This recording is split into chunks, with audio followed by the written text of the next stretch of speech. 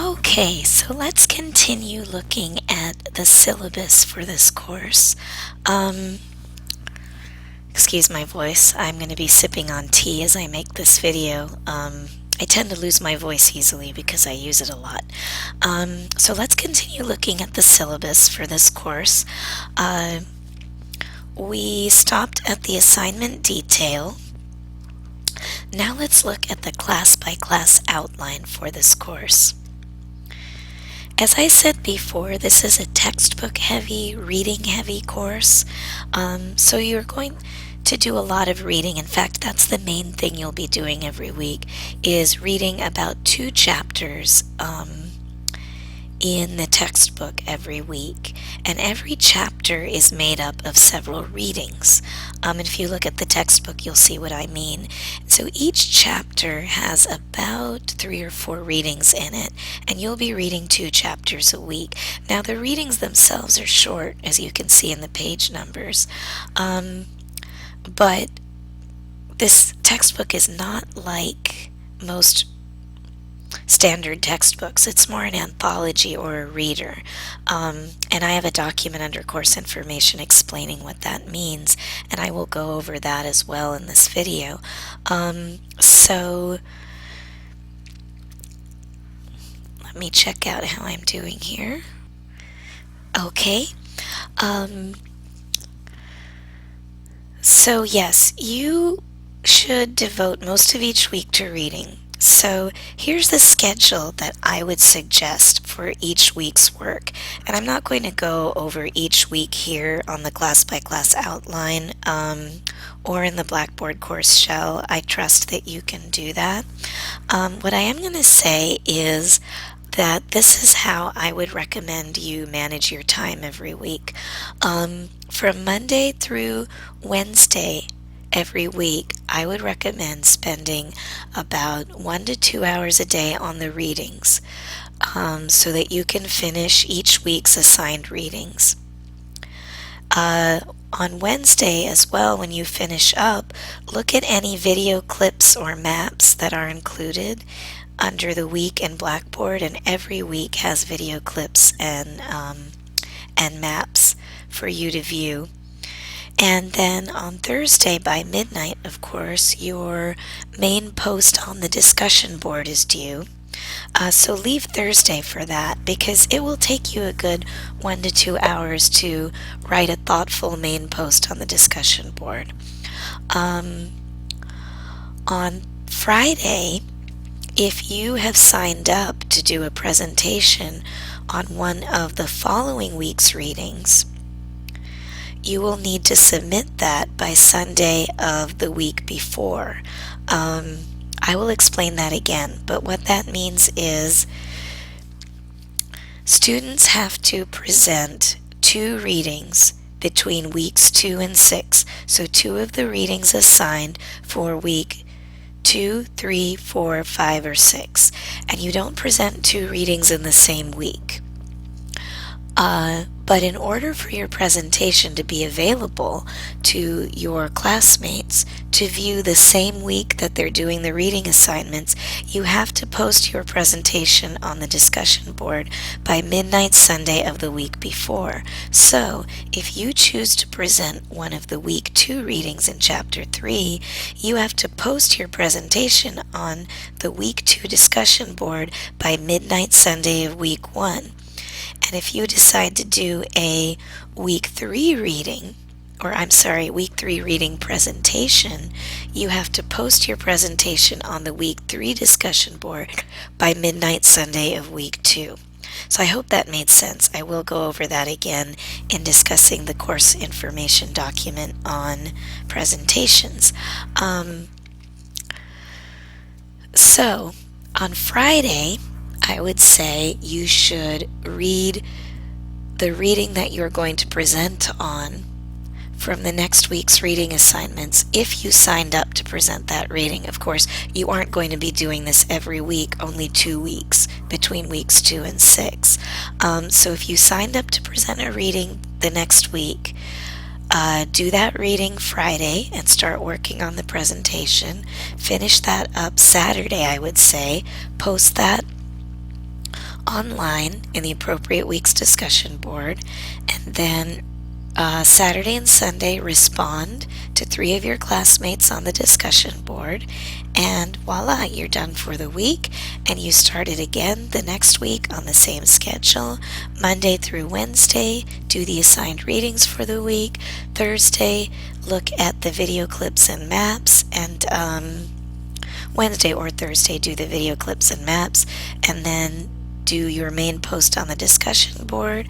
Friday and Saturday, if you signed up to do a reading presentation for the next week, take care of that Friday and Saturday, and then respond to 2 of your classmates on the discussion board Sunday by midnight. In most Brandman courses now, you're responding to 3 classmates every week on the discussion board. In this class, I'm only having you respond to 2 classmates on the discussion board every week for a total of 3 discussion board posts every week, your main post, and responses to 2 classmates. And the reason I'm having you respond to only 2 classmates and not 3 is that so you also have a chance to look at your classmates' reading presentations for the week on the discussion board and comment on those. I hope you'll do that every week. It's not required, it's not part of your grade, but I think you'll really benefit from viewing all of your classmates' reading presentations every week and commenting on those. And we'll keep discussing the reading presentations because it's probably the most involved thing in this course. So you go along on that schedule till week 6. But in week 7 and 8, there are no reading presentations to do. You should finish your 2 reading presentations by midnight Sunday of week 5. To present 2 of the readings assigned for week 2, 3, 4, 5, or 6. So that in week 7, you have time, week 7 and 8, you have time for your 2 signature assignments that I discussed earlier under assignment detail, your presentation and your paper. These are both due week 8. I would highly recommend that you finish one of these by the end of week 7 and the other by the end of week 8, so you're not leaving both for week 8. That's why I didn't assign any reading presentations for week 7, and that's why in week 7 and 8, all you're doing is reading, looking at the video clips and websites and maps, doing the discussion board, and working on your presentation. So in week 7, I would recommend finishing the assigned readings and also viewing the video clips, websites, and maps by Wednesday. Thursday, do your main post on the discussion board. Friday, Saturday, and Sunday, finish up your presentation, I would recommend. The presentation will probably take you less time than the paper, because you don't have to write and organize it like a formal academic paper. You're writing it like a presentation script, as I discussed in the previous video. So it will probably take you less time, not necessarily, but probably. So I would do that first by the end of week 7, at least most of it by the end of week 7, and then Sunday of week 7, of course, respond to 2 of your classmates on the discussion board. And then in week 8, I would follow the same schedule. Week 8 reading is just 1 chapter, not very long. I would finish it up by Tuesday. Also finish viewing the video clips and maps by Tuesday. Then Wednesday, do your main post on the discussion board, start writing your final paper, and of course by Sunday midnight you should have both your presentation and your final paper done, and you should have responded to 2 classmates on the discussion board for week 8.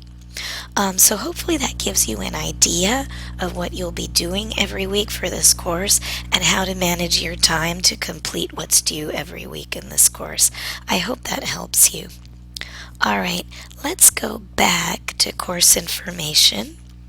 I already discussed the attendance policy and discussing the syllabus, so I won't repeat that here, but the attendance policy is repeated here under course information. Also, I have an email policy. I have an email policy that I would like you to look at and follow. As a full-time faculty member at Brandman, I receive a lot of email every day, a lot of involved emails to answer. I also have a number of meetings to go to every day, both online and in person. So I've created this email policy to make sure that I'm not getting more emails than necessary from my students. Of course, you should always feel free to email me, but according to this policy, please. So the best times to reach me by email are 10 p.m. to midnight Pacific Standard Time. Any night of the week, including weekends. I have two very young daughters, so I am in for the night at home by like 8:30 p.m. at the latest. So I am checking my email every night from 10 p.m. to midnight after my girls are fast asleep and I'm in for the night. So those are the best times to reach me by email. Before 10 p.m., I do check my email a lot on my phone and on my computer, but because of other emails and because of meetings, I may not be able to respond right away. In fact, it's very hard for me to respond to emails in the mornings because I'm getting myself and my daughters ready for school and dropping them off. Afternoons are better, but as I said, I may be in meetings from about 5:15 p.m. to 10 p.m. every night. Again, don't count on me to read and respond to your email because, again, I'm busy with my daughters and with getting us all ready for the next day and housework. But after 10 p.m., you can count on me to get back to you quite quickly by email. However, if your email is about a technological issue or concern, I may not respond or I may send a very brief response. As I said before, you should contact the Brandman Service Desk or Blackboard Help with any technology questions. If you have emailed me about a course matter that I already have addressed in an email or an announcement on Blackboard or in these online video lectures I'm making, then I may not respond to your email or I may send a very brief response. If you email me about any assignment, including discussion board posts, within 24 hours of the deadline, I may not get back to you right away, or again, I may send you a very brief response or no response at all. You should really be looking at your assignments well ahead of when they're due and email me at that time well ahead of when they're due if you have any questions. And if you want me to look at a draft of one of your assignments, a draft of your presentation, a draft of your final presentation or final paper, don't just send it to me as an email attachment and expect me to be able to look at it right away and give you feedback. Looking through drafts and providing feedback on top of grading takes a lot of time. So if you'd like me to look at a draft, email me beforehand to ask me if I have time to look at the draft, and if so, when I have time to look at the draft. And then we can arrange for a time for us to meet virtually through Adobe Connect or Skype or by phone, so we can look at the draft together and I can give you feedback that way, or we can arrange for a time for me to get back to you by email with my comments in track changes mode within the paper. In other words, give me a heads up. Let's make an appointment for me to look at your drafts and get back to you. Don't just assume I have the time to look at it right when you email it to me. And please do not take my lack of response or brief email responses personally or as somehow affecting your course grade. As I said before, I receive a high volume of email messages every day, so it's really hard for me to respond to each and every email at length. But that said, if you have sent me a message regarding something that's not covered in the 4 items I just went over, and you don't receive a response from me within 24 hours, just assume that I somehow overlooked the email or it didn't get to me, and just resend me the message. I'll be happy to look at it again and respond. All right, so that's my email policy. I also have a late assignment policy, which you can look at here. It's pretty short and sweet. As I say here, I understand that all of you, as adult students, have many demands on your time and cannot always meet every deadline for every major assignment at Brandman. So I do accept late work. One of my mottos in life is better late than never. But I do deduct 5% of the total points possible from your assignment grade for each calendar day that the assignment is late. So let's say that the assignment is worth 100 points. For each day that it's late, I deduct 5 points from your grade on that assignment. So let's say the assignment's worth 100 points. You turn it in a day late. I give you 90 out of 100 points for the assignment.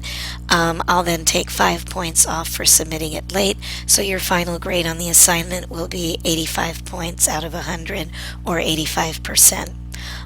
So if you have any questions about that, email me and let me know. So this means that even if you submit an assignment 1 minute past the deadline, all assignments in this course are due by midnight Sunday of the week that the assignment is on Blackboard.